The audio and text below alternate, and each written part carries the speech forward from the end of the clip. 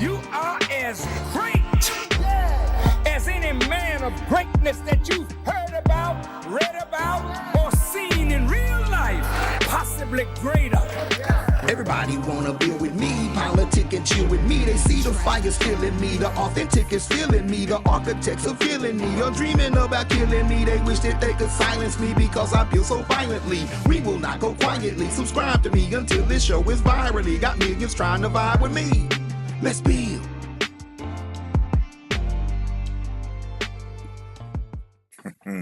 Peace of power, y'all. This is your brother, Dr. Baba Amin Ojuwoke, and this is a quick morning build. I won't be long today, but I will try to be strong today.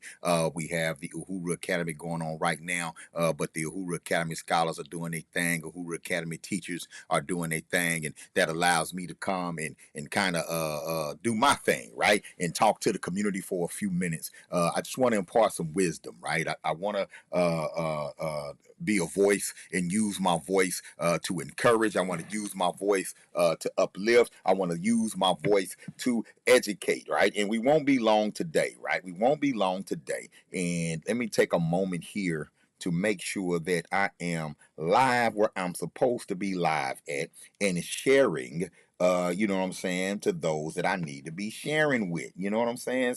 So doing that right quick, and you know, I'm just gonna hit some inboxes up. Y'all know how it go. I'm just gonna hit a few inboxes up. You just never know who's available. I know a lot of y'all at work, a lot of y'all out here on the grind, getting it in. You might be able to take a few minutes to talk to me and come in and drop a comment, drop a like, a share, you know what I'm saying? Or you could catch this a little later on. It's all good, right? It's all good.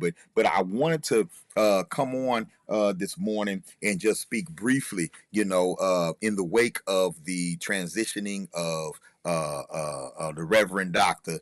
Jesse Jackson on yesterday, and kind of impart some wisdom, right? And see if I can bring some energy into this conversation about his legacy. Right. This is not going to be an in-depth presentation of everything that Reverend Jackson did throughout his life. And you talking about somebody who was engaged and involved on both local, state, national, and international stages. You talking about him, right? Now, of course, there are some things philosophically over the years from the outside looking in that I definitely disagree with as far as some of the moves that Dr. Jackson seemed to make. And of course, I'm not one of those you have to work from inside the system kind of guys. I work outside the system with everything that I do, but I do understand.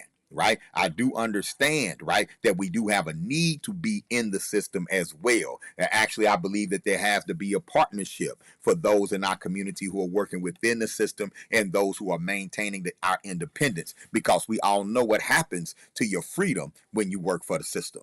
We all know what happens to your autonomy when you're working for the system, right? And we've done a lot of the working for the systems. We've had judges. We've had a president now. We've had a couple of governors. We've had mayors. We've had plenty of people inside the system, you know, with the mindset when they go in. We've got teachers, we educators, we got plenty of people inside the system with the mindset that I'm going to change the system from within. And what ends up happening in a lot of cases is that the system ends up changing you, right?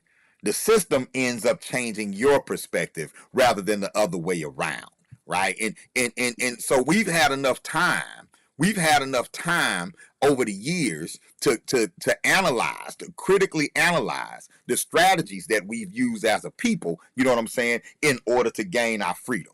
We've had time to look at integration, for example, and the way that it was done, right? We've had time since 1956, since Brown versus the Board of Education. We've had time since the busing of the early 80s and that sort of thing. We've had time to look back, sit back, look, and say, okay, how did this work?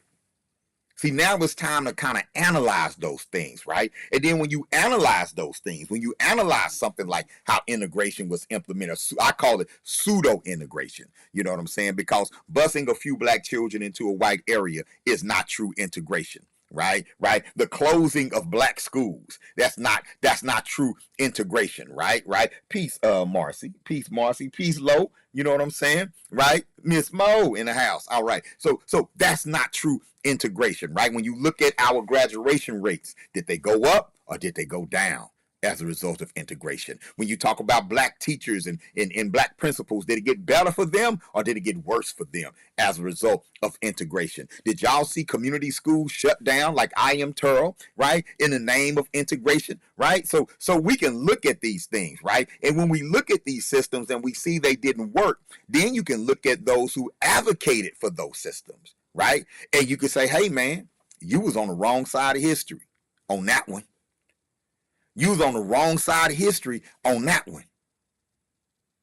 Right? Now that's not casting them into the sea or anything like that. That's just saying, hey man, that part didn't work. That aspect of what you taught, that aspect of your philosophy did not bear fruit. Right? You can look at Dr. Jackson and you can say, hey, that aspect of your philosophy where you jumped inside the Democratic Party and told everybody to vote Democrat and you ran for president and I cool, you did all of that and it ultimately put us on that train after teaching us that neither one of those parties was the answer. Right? But you jumped in through your name in the hat. You know what I'm saying? How is the black community's partnership with any of those two political parties bear fruit or bore fruit? Right? You can look at that and you can be critical of that, right? But at the same time, as we are critical of our elders, our ancestors, and things that they believed and methods that they pushed, there's no need to be disrespectful, right? There's no need to cast them aside, throw them in the trash. We have to be responsible with what we say. No, you don't have to be responsible with what you say. I'm suggesting as one of your teachers to be responsible in what you say. Be responsible with what you post. There are a lot of conspiracy theories out here, right? There are a lot of conspiracy theories on who's an agent, who's not an agent from the civil rights era, that sort of thing. And yes, there were agents. You can't name a black liberation organization, a major black organization that wasn't infiltrated. Marcus Garvey's UNIA was infiltrated and sabotaged from within. The Nation of Islam was infiltrated and sabotage from within. The SELC, Dr. King's organization, infiltrated, sabotage from within. The Black Panther Party, infiltrated, sabotage from within. Peace, Black. Right? It happened. But you got to remember, these were young people for the most part. SNCC, the Panthers in particular, these were young people going up against the most powerful government in the world. Y'all understand what I'm saying? We can wax poetic about it now. We can look back on it and wax poetic. We can pick sides. Yo, I'm down with Malcolm. I ain't down with Martin. I'm down with Garvey. I ain't messing with Du Bois. We can do that, right? But what we can't do, we can't feel the pressure that they felt. We can't do that. We can't feel that pressure. You can't feel that pressure that Marcus Garvey felt when he stood up on that crate on the corner in Harlem and said, man, I'm finna go for it. Man, I'm finna go. I'm finna say black is beautiful. Man, I'm bringing this red, black, and green. We finna step out here and do it like men. We about to get in these people face with it. See, we don't understand that pressure. Our generation hasn't really been faced with that. Many of us haven't really been faced with that. We don't understand that pressure when you know you're getting watched, when you know you're getting followed, when you're getting those death threats on the phone. We haven't felt that pressure. And when we look at the aftermath, from a lot of our great leaders, be it assassination, right? Be it selling out, or taking the bag, going into the government, like Bobby Seale went into the government. I'm not calling him a sellout. I'm just saying his trauma drove him to be a part of the system. Huey stayed in the streets. Huey ended up dying a violent death, and many believe he was addicted to drugs when it happened. Some say he sold it. Does that make him a sellout? But we don't understand the pressure. See, I'm not going to judge Huey P. Newton. I don't understand the pressure. I don't know what conversations he had. I know it's tough to see your people going in and out of prison. I know it's tough to see your people going to exile and see your people getting killed. And everybody looking to you as a leader like, hey, you know, what we going to do next? What do we do?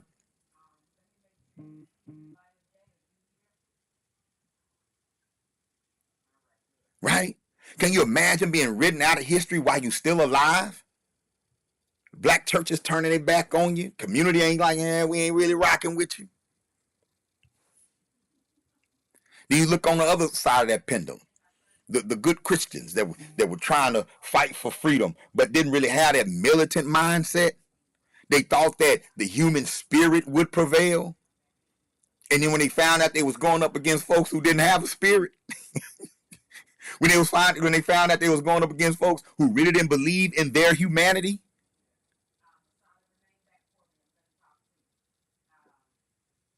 like what kind of reality was shocked into them the day that Dr. King was shot in the face on that balcony? What type of reality were they reminded of? All of those men who were there. That was the government saying, we'll kill you, man. We'll take you out. Y'all took this money. Y'all took some of this grant money. Y'all took some of the support from these Jewish organizations, these other organizations, man. And now y'all think y'all can say whatever y'all want to say. Now y'all don't think we own you. Man, we'll take you out. So a lot of those leaders had to pick, man, we got to pivot. Now I got to figure out how to position myself in between the enemy and my people some kind of way. Now I got to go talk to these people. Now some of them say, man, I got to let these people know that I'm not going to do, because I don't want to get shot in the face. Some people, a lot of them got in line. They started taking over the narrative of King's life and King's impact. Some say Reverend Jackson kind of tried to step into the role. What kind of pressure is that? And I know people like to say, well, he was obviously a government informant, but we got to be more, you got to be more careful. We have to be more responsible with that. Because we have people out here that are not well versed in what went on in the Black Power movement, in the civil rights movement. So if you're not bringing hard evidence, let's chill with that. Let's calm down. And remember that a lot of our people, rightfully so, loves Reverend Jackson. Because most of us ain't privy to what goes on in the back room. Most of us ain't privy to the deals that have to be made or the compromises that were made. All I know is that he got my cousin a scholarship. All I know that he showed up over here to fight for this. He showed up over here to fight for that. I remember Dr. Khaled had me hot at him. Dr. Khaled had me hot at him in the 90s. Called him Messy Jesse. When he, you know what I'm saying? Because of how how he threw Minister Farrakhan under the bus once the Jewish community started putting pressure on him after he said Town when he was trying to run for president, and he felt the wrath of the Jewish community. And what we have to understand is that that ADL don't play. Those organizations play no games, and they destroy people. And unless you've been in that situation where it's literally freedom or death, where it's literally survive or go along, go along with it, or take whatever the consequences are. Until you in that situation, your job is just to sit back and learn. Learn from the cautionary tales. But I always refrain from dishonoring. I always refrain from just slaying their names with blanket statements and that sort of thing and doing. I refrain from that because our people need to learn. We need to learn our story, every aspect of it, the good, the bad, the ugly, and we can't just put out information without putting out proof, evidence, source material. How do I know? Where do I go to find this out? Where should I go to learn more about Reverend Dr. Jesse Jackson? I remember him saying, I am somebody. I remember when Operation Push. I remember 1972. I was just a baby, but I from my studies, I've seen the documentary. You know what I'm saying? When they were in Indiana and they had the big convention and they wanted to come out of that convention with a black political party. All these things are worth learning. But if I just get on here and say, he was a coon, he was this, he was that, there's so much that we're preventing people from being able to learn. Every black leader that has stepped forward and took a leadership role is a cautionary tale and a curriculum that we all must study. Everybody. And yes, criticism is and critical analysis is necessary. We don't have to wax poetic about everybody. No, Dr. King was not perfect. He was not without sin. No, Malcolm was not perfect. He was not without sin. He was not without making mistakes and making bad decisions. No, they were people, man. All of them are people. And yes, some of them gonna say, no, take me out. Like they came for Malcolm. They propositioned Malcolm. They wanted Malcolm, especially once Malcolm split from the nation, they wanted Malcolm to give them information on the nation. Malcolm refused.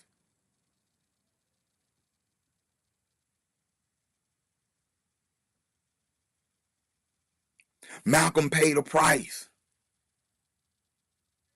But he didn't pay that price so we could be cowards. We have to make it uncomfortable for them to come after us. But that only comes when the community supports the leadership. Not when the white liberals support the leadership. Not when the government supports the leadership. The community has to do it. They have to look and say, man, if I take out Baba Amin, it's going to create 100 more Baba Amin. But that only comes if we're touching the community. If Baba Amin is doing it in a way that touches the community. If I get out here and make friends with people because they can give me money, or make friends with people because they can write a check to my organization, those people are going to control my decisions and the direction of my organization. They're going to be the ones that say, no, Jesse, don't say black power, but you can say soul power. No, Jesse, get away from independent political aspirations for a black political party and join the Democratic Party. No, we enjoy writing a check to Operation Push, but this is what we want you to push. Now, if you on the other end of it and you Jesse or somebody else, you got to look and say, if I say, man, I don't want that check, how am I going to be in this fight and survive? Now, I believe you take that chance because I've been in the fight surviving. It ain't an easy thing because you're fighting for people who often don't even know they need to be fought for.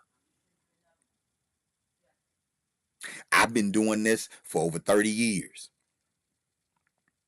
And I get a lot of head nods. I get a lot of right ons. But we don't get a lot of donations. We don't get a lot of volunteer work.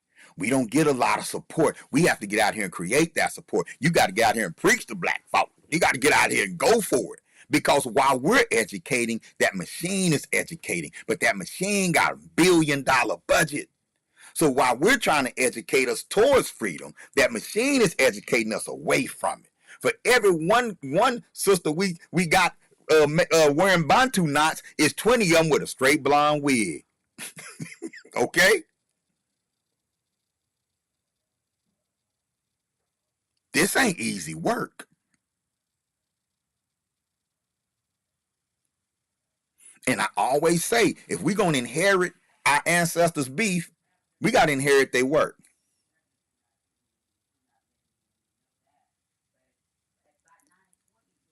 Why did Huey P. Newton die in the streets? Why wasn't there a cadre of younger people? Why wasn't there a next generation that was going to lift them up and make sure they was okay?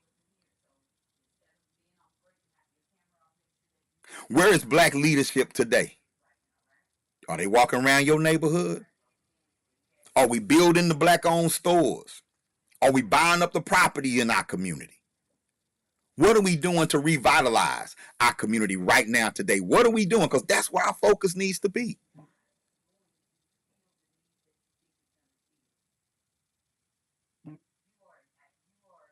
I'm not telling you how to feel. I'm not telling you what to think, but I am telling you to think. And I am telling you to study. I am telling you to go read. Watch some videos. Be curious. Go to your local black-owned bookstore and find the books that you can't find at Barnes and Nobles. What type of commitment are you willing to make? What type of commitment are you making right now? I don't know what it's like to fight for black people on that mainstream level, or think that you're fighting for black people on that mainstream level. I don't know what deals are made.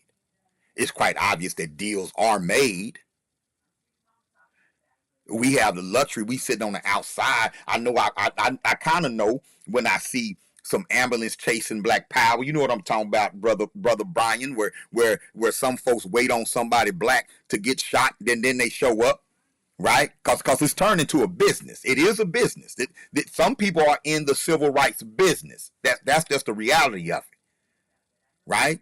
It's a double-edged sword, because it's like, Reverend Sharpton gonna show up if somebody gets shot or some type of injustice happens. He gonna be there, and it's gonna be a check cut, and he gonna get a cut. His organization gonna get a cut. The family gonna get a cut. But then there's no real accountability towards the officer or towards the people who, and the cycle kind of continues. There's surface level fighting. There's gatekeepers out there that as soon as we're ready to tear something up or build something up or separate from something or divest from something, there's always a preacher that seems to stand up and say, all right, now y'all know God is going to handle it. God is going to handle it, and we just going to put it in God's hands. Y'all calm down. We know that. But I'm going to tell y'all something. A lot of these leaders, man, they battered and bruised, and they've seen things that me and you can't fathom, and they understand some realities that you and I are not aware of. So before we just throw them and cast them to the side, let's study them first. Go talk to them first. Go talk to that pastor that used to march in the community, and now he don't march no more. Ask him why he stopped. Go talk to the former Black Panther in the neighborhood, and now he a winehead, and he just kind of sitting there. Ask him what happened. Go get educated. Yeah, we done went through a whole crack era. We don't even talk about that. We ain't even over that yet. It's so much to learn.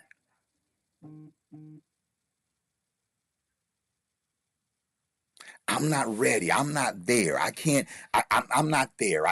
I can't just throw freedom fighters in the trash, even if they changed, evolved, or devolved over their career. I got to know. I got to study. I just have to learn from it. Yes, there's a black bourgeoisie in this country and a black leadership in this country that has to look at itself in the mirror and say, man, did we do right by the black community?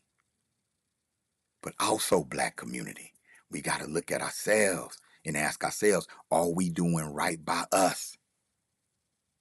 I'm out here fighting for education. I know others out here fighting for us in other lanes, economics, that sort of thing. But man, it's one thing about getting the car ready. It's another thing to see if the people are ready to go. In black community, we got to get ready to go. Got to clean yourself up. You got to clean yourself up. We got to start divesting in things that promote the aspects of our culture that are self-destructive. All this cussing in front of our children and twerking in front of our children, all this kind of things that we just making normal. We're normalizing smoking in front of our children. We're normalizing all these things. We're turning our drug dealers into heroes and all that, all these things. We got to look at that critical. We got to look at ourselves critically and see how we gonna move, how we gonna hold each other accountable, how we gonna fix our, can't nobody fix our families but us. And black women, you know what you need to do. Black men, we know what we need to do. Do we have the will to do those things? We're abandoning our spiritual institutions. Some of y'all we so militant. F the church. And you need some kind of church. You need something. If it ain't that church, we need a new church. We need a new temple. We need a new mosque. We need a new elay. We need something that's going to remind us of our core values. We need something that's going to make us brave enough to get out here and embrace our children and quit treating them like they're a separate population that we have no control over.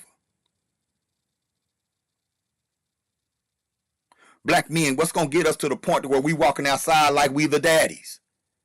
Man, sit your tail down. Man, y'all not doing that. Y'all put them guns down.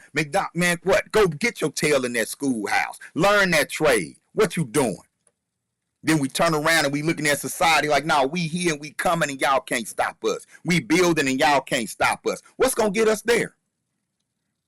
But we say, man, we finna take over the hotel industry. Or, man, we finna take over the AI industry or the cybersecurity industry. Man, we finna take that over. What's going to get us there? That's what we need to be talking about. So when you get through criticizing, when you get through talking noise on social media, go look in the mirror and talk noise to you. Go look in the mirror. I do. I ain't gonna lie. I do every day. I'm fighting, y'all. But the main fight I'm in is with myself. That's what we need to be doing. Go look in the mirror and look at you and give yourself the same critique and be honest. Then come up with an action plan and activate it. Build the world that you want to see. Black man, take your place. Let's quit playing games. I love you. And I don't mind telling you. I'm out of here, man. I got to go teach. Back on this mission. Peace.